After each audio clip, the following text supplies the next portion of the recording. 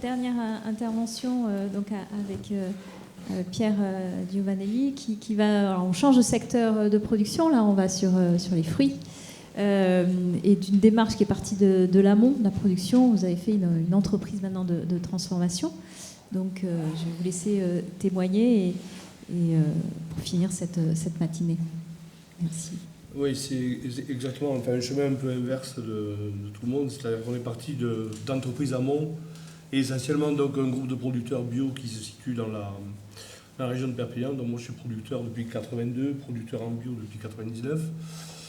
Et donc on a très rapidement, au fur et à mesure de l'évolution du marché de la bio en frais, on a très rapidement réfléchi sur le devenir principalement de nos écarts de tri, puisque notre activité générait de plus en plus d'écarts de tri et qu'en termes de notion d'anti-gaspillage et autres, ça devenait complètement dément d'être producteur bio et de foutre 10 ou 20% de sa production, de détruire 10 ou 20% de sa production. Donc on a monté un outil en 2013-2012, on a monté un outil de transformation à 4 producteurs en SARL dès le départ. Et en fait, on a eu une opportunité, on avait mis des parts participatives dans une scope, et on a pu reprendre cette scope malheureusement qui a fondu les plombs. Et donc à 4 producteurs, on a commencé à apprendre le métier de l'agroalimentaire, puisqu'on était dans la production de fruits et légumes frais et non pas dans l'agroalimentaire. Donc ça a été la partie la plus compliquée chez nous, puisqu'on est parti de rien, on connaissait rien et on ne savait absolument pas comment on pouvait transformer nos fruits et nos légumes en une gamme de jus, etc. Donc il y a eu en amont toute la partie formation et toutes les équipes de salariés qu'on a eu avec nous au départ, qu'on a formés avec le CFPA de Florac, etc., pour essayer d'initier une activité dans de bonnes conditions.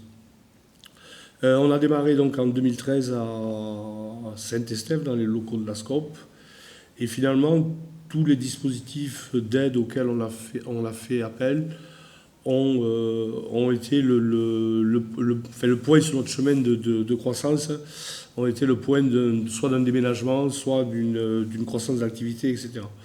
Donc on a commencé en 2014 avec, alors je ne me souviens plus le nom du dispositif, mais c'était à peu près la même chose que l'Agroviti. En 2014, donc avec un déménagement et l'achat de lignes de production, donc déménagement au Soleil.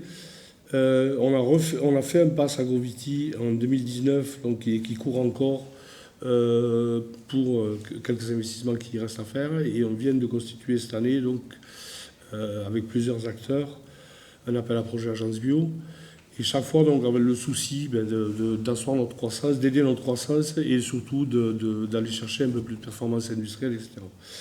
Donc l'histoire de Cibio a démarré donc autour de ces 4 producteurs, avec la volonté de créer une marque de produits transformés bio qui s'appelle Cibio d'ailleurs. Et in fine, donc, notre entreprise a évolué un peu différemment. Alors, on reste toujours très attaché aux valeurs de notre marque, mais un outil comme le nôtre, c'est un outil qu'on n'a pas trop dans la région. Et on se retrouve donc aujourd'hui avec une activité Cibio qui est à peu près 20-25% pour sa marque, 40% en prestation de services. Donc on travaille beaucoup pour les producteurs en prestation de services, et ces mêmes producteurs sont sur des circuits courts, sur des stands de vente, etc. Et ensuite 40% de notre activité en marque blanche.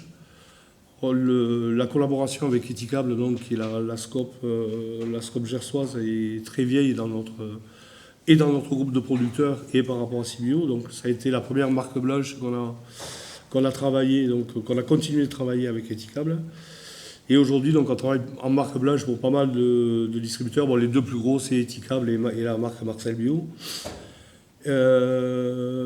À chaque phase aussi d'appel à dispositifs de financement régionaux et autres, on a modifié notre structure capitalistique. Aujourd'hui, de 4 producteurs, on ne reste plus que 2 producteurs.